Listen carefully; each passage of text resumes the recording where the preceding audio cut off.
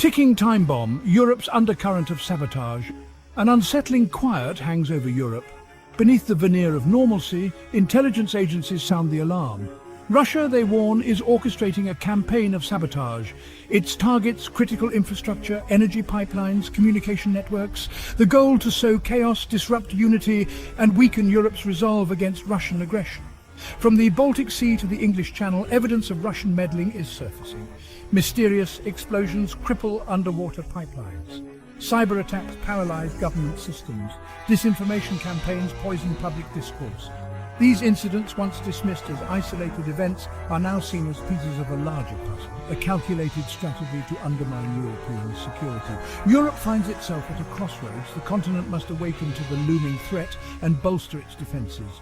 Failure to do so could have devastating consequences, leaving Europe vulnerable to further Russian aggression and manipulation.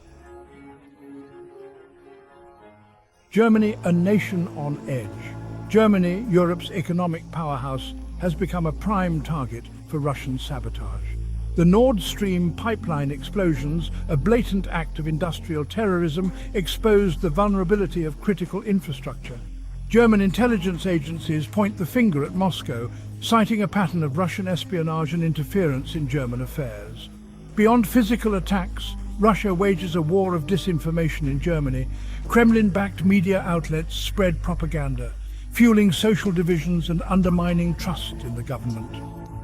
Russian troll farms flood social media with fake news and conspiracy theories, aiming to manipulate public opinion and influence elections.